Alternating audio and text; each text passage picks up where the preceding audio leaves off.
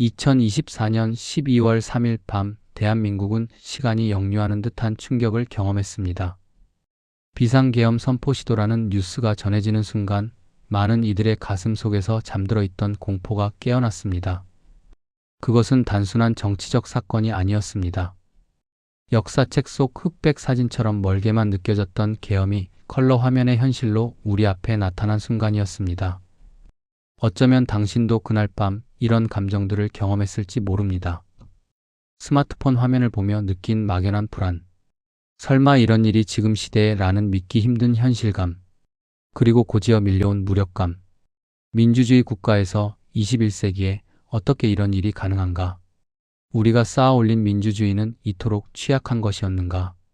더 깊은 불안은 이것이었을 겁니다. 우리 할아버지, 할머니 세대가 겪었던 그 공포가 우리 부모님이 청춘을 바쳐 저항했던 그 억압이 여전히 법전 어딘가에 살아 숨쉬고 있다는 사실. 마치 방 한구석에 봉인된 상자처럼 언제든 누군가의 손에 의해 열릴 수 있는 판도라의 상자처럼 계엄이라는 괴물이 우리 곁에 있었다는 깨달음. 왜 우리는 이토록 무방비했을까요? 왜 우리 사회는 이 위험을 방치했을까요? 그리고 더 근본적으로 계엄이란 무엇이기에 한 나라의 민주주의를 순식간에 무력화시킬 수 있는 걸까요? 이 질문들은 단순히 법률적 호기심이 아닙니다. 이것은 우리 자신에 대한, 우리 사회에 대한, 그리고 우리가 믿어왔던 안전에 대한 근본적인 회의입니다. 마치 평생 살아온 집이 사실은 모래 위에 지어진 것임을 깨달았을 때의 그 충격처럼 우리는 지금 우리의 민주주의라는 집의 기초가 얼마나 불안정한지 마주하고 있습니다. 우리는 왜 계엄의 위험성을 망각했을까요? 이 질문에 답하기 위해서는 인간 심리의 깊은 곳을 들여다봐야 합니다. 첫째, 정상성 편향입니다. 인간의 뇌는 안정을 추구하도록 설계되어 있습니다. 우리는 일상이 지속될 것이라 믿고 싶어 합니다. 2024년 12월 3일 이전 대부분의 국민들은 계엄 같은 건 옛날 이야기라고 생각했습니다. 민주화 이후 수십 년이 흘렀고 정권 교체도 평화롭게 이루어졌으니 말입니다. 이러한 일상의 안정감은 우리를 방심하게 만들었습니다. 마치 화산 근처에 사는 사람들이 오랜 평온함에 익숙해져 대피 준비를 소홀히 하는 것처럼 우리는 민주주의의 일상에 익숙해져 그것을 당연한 것으로 여겼습니다. 둘째, 책임 분산 효과입니다. 누군가 알아서 하겠지라는 집단적 방관. 우리는 헌법학자들이, 정치인들이, 법률가들이 이런 문제를 해결했으리라 믿었습니다. 전문가들이 있는데 내가 뭘 알겠어? 라는 생각. 하지만 민주주의는 전문가에게만 맡겨둘 수 있는 것이 아닙니다. 모든 시민의 깨어있는 관심이 필요합니다. 우리의 무관심은 권력의 오남용을 방치하는 토양이 되었습니다. 셋째, 역사적 트라우마의 억압입니다. 한국 사회는 계엄이라는 단어와 연결된 고통스러운 기억들을 무의식적으로 억압해왔습니다. 5.18 광주, 긴급조치, 붐항쟁. 이런 기억들은 너무 아프기에 우리는 그것을 역사의 어두운 방에 가둬두고 싶어 했습니다. 심리학적으로 이것은 회피 기제입니다. 고통스러운 기억은 의식에서 밀어내고 이제 다 지나간 일이라고 스스로를 위로합니다. 하지만 억압된 트라우마는 치유되지 않습니다. 오히려 무의식 속에서 더 강력한 힘을 발휘하며 우리가 같은 실수를 반복하게 만듭니다. 넷째, 권위에 대한 복종 심리입니다. 스탠리 밀그램의 유명한 실험이 보여주듯 인간은 권위 앞에서 놀라울 정도로 복종적입니다. 대통령이 선포했으니 뭔가 이유가 있겠지, 국가 안보를 위해서라면 어쩔 수 없지 같은 생각들. 이러한 심리는 계엄이라는 극단적 조치를 정당화하는 데 악용될 수 있습니다. 특히 한국 사회의 유교적 전통과 결합된 권위주의 문화는 이러한 경향을 더욱 강화합니다. 다섯째, 인지 부조화의 해소입니다. 우리는 민주주의 국가다라는 믿음과 계엄법이 여전히 존재한다는 사실 사이의 모순. 이 불편한 모순을 해결하기 위해 우리는 후자를 무시하거나 축소합니다. 법은 있지만 실제로 사용될 일은 없을 거야 라고 스스로를 설득하며 불편한 진실을 외면합니다. 여섯째, 보상 심리와 정의감의 왜곡입니다. 역설적이게도 계엄에 대한 일부의 묵인에는 왜곡된 정의감이 작용합니다. 혼란스러운 상황에는 강력한 조치가 필요해. 법과 질서를 지키려면 어쩔 수 없어라는 논리. 이것은 사회적 불안을 해소하고 싶은 욕구, 복잡한 문제를 단순하게 해결하고 싶은 욕구에서 비롯됩니다. 하지만 이러한 논리는 위험합니다. 안전을 위해 자유를 포기하는 순간 우리는 둘 다 잃게 됩니다. 이 모든 심리적 기제들이 복합적으로 작용하여 우리는 계엄이라는 칼이 여전히 우리 머리 위에 매달려 있다는 사실을 망각했습니다. 그리고 2024년 12월 3일 우리는 그 칼이 얼마나 가까이 있었는지 깨달았습니다. 이탈리아 철학자 조르조 아감베는 예외 상태에서 현대 정치의 가장 위험한 특징을 지적합니다. 그것은 예외가 규범이 되는 현상입니다. 원래 예외 상태, 즉 계엄이나 긴급 조치 같은 것들은 말 그대로 예외적인 상황에서만 발동되어야 합니다. 전쟁, 자연재해, 국가 존립을 위협하는 위기, 이런 극한 상황에서 한시적으로 적용되는 조치여야 합니다. 하지만 아감벤이 경고하는 것은 20세기 이후 예외 상태가 점점 일상화되고 있다는 점입니다. 나치 독일의 바이마르 헌법 48조가 히틀러에게 독재 권력을 부여한 것처럼 한국의 계엄법도 본래 예외적이어야 할 조치를 제도화했습니다. 아감벤의 통찰을 한국의 맥락에 적용해보면 우리는 충격적인 사실을 발견합니다. 대한민국 초기 계엄법조차 없던 시기에 계엄이 선포되고 집행되었다는 것. 이것은 창법적 폭력입니다. 법이 법을 만드는 순간, 법 이전의 폭력이 법의 형식을 빌려 정당화되는 순간, 이 순간 권력은 법의 구속을 벗어나 순수한 힘으로 작동합니다. 아감벤은 이를 주권자는 예외 상태를 결정하는 자라는 칼 슈미트의 말을 빌려 설명합니다. 즉, 진정한 권력은 법을 집행하는 데 있지 않고 법을 정지시킬 수 있는 능력에 있다는 것입니다. 계엄은 바로 이 권력의 본질을 드러냅니다. 대통령이 계엄을 선포하는 순간 헌법의 기본권 조항들은 잠정적으로 정지됩니다. 법치국가가 순간적으로 예외 상태로 전환됩니다. 더 무서운 것은 이러한 예외 상태가 장기화되거나 반복되면서 사람들이 이를 정상으로 받아들이게 된다는 점입니다. 1948년부터 1960년까지 한국 전쟁을 전후로 계엄이 일상화되었던 시기가 그랬습니다. 사람들은 군인들이 거리를 순찰하는 것을, 야간 통행 금지를, 집회 금지를 당연한 것으로 받아들이게 되었습니다. 예외가 규범이 된 것입니다. 프랑스 철학자 미셸 푸코는 권력이 작동하는 방식을 생명권력이라는 개념으로 설명합니다. 전근대 사회에서 권력은 죽게 내버려두고 살게 만드는 것이었습니다. 왕은 신민을 처형할 수 있는 권력을 가졌지만 그들의 삶을 적극적으로 관리하지는 않았습니다. 하지만 근대 이후 권력은 살게 만들고 죽게 내버려두는 것으로 변화했습니다. 국가는 인구를 관리하고 건강을 증진하고 출생률을 조절하고 범죄를 예방합니다. 겉보기에는 인도적이고 합리적입니다. 하지만 푸코가 경고하는 것은 이러한 생명 권력이 개인의 삶 구석구석까지 침투하며 통제한다는 점입니다. 계엄은 이 생명 권력의 극단적 형태입니다.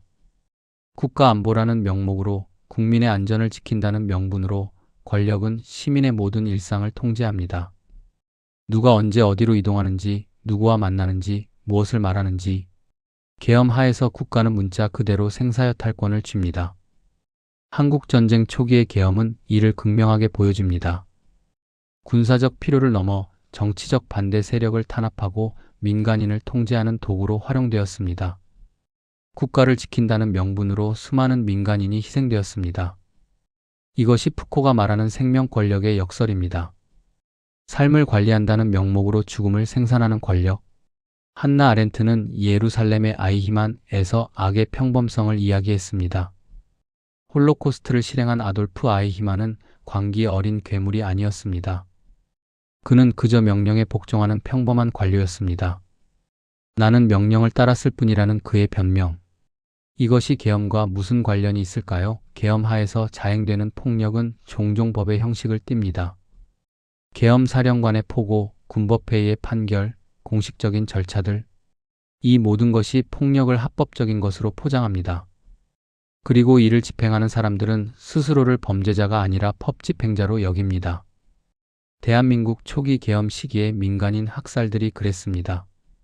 공식적인 명령에 따라 법적 절차 비록 형식적이었지만을 거쳐 합법적으로 집행된 폭력. 이것이 아렌트가 말하는 악의 평범성입니다. 괴물이 아닌 평범한 사람들이 법의 이름으로 명령에 복종하며 저지르는 악. 아렌트의 통찰이 우리에게 던지는 질문은 이것입니다. 법의 형식이 있다고 해서 그것이 정의로운가? 합법적이라고 해서 그것이 옳은가? 계엄법이 헌법에 명시되어 있다고 해서 그 발동이 정당화되는가? 이 세 철학자의 사유를 종합하면 우리는 계엄이라는 제도의 본질을 꿰뚫어 볼 수 있습니다. 계엄은 예외 상태를 정상화하는 장치입니다. 아간벤. 그것은 생명 권력이 극단화되어 시민의 삶 전체를 통제하는 순간입니다. 푸코. 그리고 그 모든 폭력이 법의 형식을 빌려 합법화됩니다. 아렌트. 2024년 12월 3일의 사태는 이 모든 것이 여전히 가능함을 보여주었습니다. 민주화 이후 수십 년이 흘렀지만 예외 상태를 발동할 수 있는 권력은 여전히 존재합니다. 생명 권력을 극단화할 수 있는 법적 장치는 여전히 유효합니다. 그리고 이 모든 것을 합법적으로 포장할 수 있는 형식적 절차는 여전히 작동합니다. 이것이 우리가 마주한 진실입니다. 우리의 민주주의는 여전히 취약합니다. 왜냐하면 우리는 예외 상태의 논리를 극복하지 못했기 때문입니다. 그렇다면 우리는 무엇을 해야 할까요? 절망할 것인가? 분노할 것인가? 아니면 무기력하게 체념할 것인가? 아닙니다. 우리에게 필요한 것은 이 어느 것도 아닌 깨어있는 시민성의 회복입니다. 그리고 역설적이게도 이것은 일종의 전략적 무관심과 적극적 거리두기에서 시작됩니다. 첫 번째 실천은 권력이 만들어내는 신화로부터 거리를 두는 것입니다. 국가안보, 사회질서, 국민의 안전 같은 거창한 명분들. 이것들이 항상 거짓말은 아닙니다. 때로는 진정으로 필요한 것들입니다. 하지만 문제는 이러한 명분들이 권력의 남용을 정당화하는 데 악용될 때입니다. 스토아 철학자 에픽테토스는 말했습니다. 우리를 괴롭히는 것은 사건 자체가 아니라 사건에 대한 우리의 판단이다. 권력이 만들어내는 공포와 불안의 서사에 무비판적으로 동조하지 마십시오. 한 발 물러서서 질문하십시오. 정말 이 조치가 필요한가? 다른 방법은 없는가? 이것이 진정 국민을 위한 것인가? 아니면 권력을 위한 것인가? 이것은 냉소주의가 아닙니다. 오히려 성숙한 시민의식입니다. 권력에 대한 건강한 회의, 명분에 대한 냉철한 검증. 이것이 민주주의를 지키는 첫 번째 덕목입니다. 두 번째 실천은 역사를 기억하는 것입니다. 하지만 단순히 과거를 회상하는 것이 아니라 역사의 교훈을 현재에 적용하는 적극적 기억입니다. 계엄의 역사를 배우십시오. 1948년 여순사건 당시의 계엄, 한국전쟁 시기의 계엄, 5.16 쿠데타 후의 계엄, 유신시대의 긴급조치, 5.18 광주의 비극. 이 모든 역사적 순간들에서 무엇이 잘못되었는지, 어떤 명분이 어떤 폭력을 정당화했는지 공부하십시오. 니체는 반시대적 고찰에서 세 가지 종류의 역사를 구분했습니다.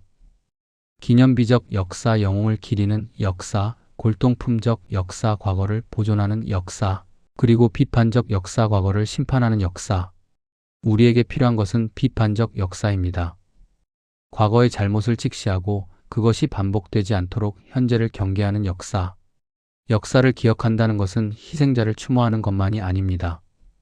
그것은 같은 실수를 반복하지 않겠다는 적극적 다짐입니다. 세 번째 실천은 법을 맹신하지 않는 것입니다. 법은 정의를 구현하는 도구일 수 있지만 동시에 권력을 정당화하는 도구가 될 수도 있습니다. 계엄법을 읽어보십시오. 헌법 77조를 읽어보십시오. 어떤 조건에서 계엄이 선포될 수 있는지, 어떤 절차를 거쳐야 하는지, 국회가 어떤 권한을 가지는지, 법조문을 이해하는 것만으로도 우리는 권력의 자의적 행사를 견제할 수 있습니다. 하지만 더 중요한 것은 법의 한계를 아는 것입니다. 한나 아렌트가 지적했듯 악은 종종 합법적 형식을 띱니다. 따라서 우리는 법적 형식을 넘어 실질적 정의를 물어야 합니다. 이것이 법적으로 가능한가를 넘어 이것이 정의로운가를 물어야 합니다. 네 번째 실천은 고립되지 않는 것입니다. 독재와 권위주의가 가장 원하는 것은 시민들의 분열과 고립입니다. 서로 의심하고 두려워하고 침묵하는 사회. 그런 사회에서 권력은 쉽게 남용됩니다. 반대로 시민들이 연대하고 소통하고 공론을 형성하는 사회에서는 권력의 자의적 행사가 어렵습니다. 2024년 12월 3일 밤 계엄 선포 시도가 실패한 것은 바로 이 때문입니다. 국회의원들이 신속하게 모였고 시민들이 정보를 공유했고 언론이 보도했고 SNS가 연대의 공간이 되었습니다. 공론장을 만드십시오. 가족, 친구, 동료들과 정치에 대해, 민주주의에 대해, 권리에 대해 이야기하십시오. 정치 이야기는 하지 말자는 묵계를 깨십시오. 정치는 우리 삶 그 자체입니다. 침묵은 현상 유지를, 즉 불의의 지속을 의미합니다.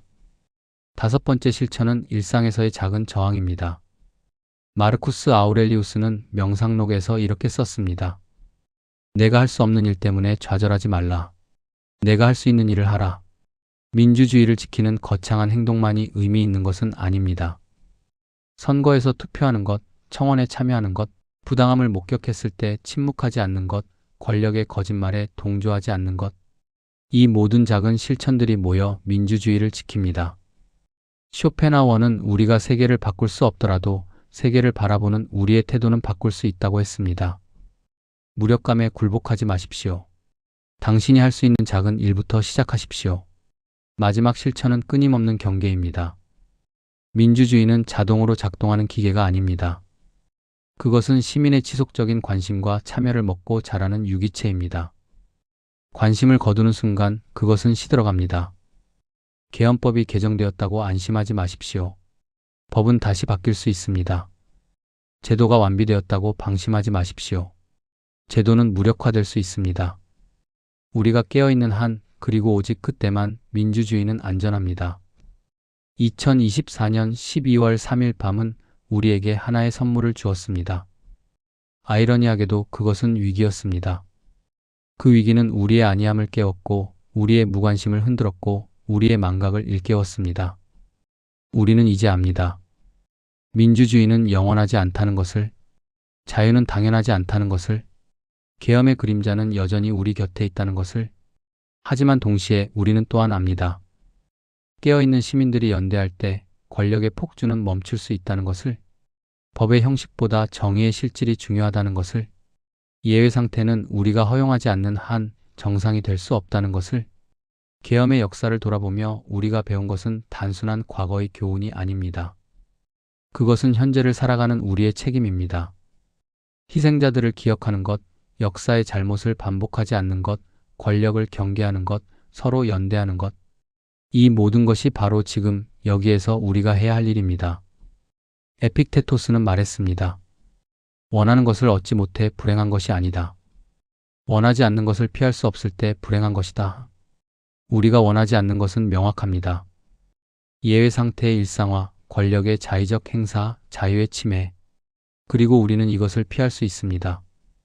깨어있고 연대하고 행동한다면 역사는 반복됩니다. 하지만 똑같이 반복되지는 않습니다. 우리가 배우고 실천한다면 역사는 진보합니다. 계엄의 역사가 다시 쓰이지 않도록, 예외 상태가 정상이 되지 않도록 우리는 오늘도 깨어 있어야 합니다. 당신은 지금 이 순간 무엇을 하고 있습니까? 당신의 자유와 민주주의를 지키기 위해 당신은 어떤 작은 실천을 시작할 수 있습니까? 그리고 마지막으로 이 질문을 던집니다. 예외 상태가 다시 찾아올 때 당신은 법의 형식에 복종할 것인가? 아니면 정의의 실질을 지킬 것인가?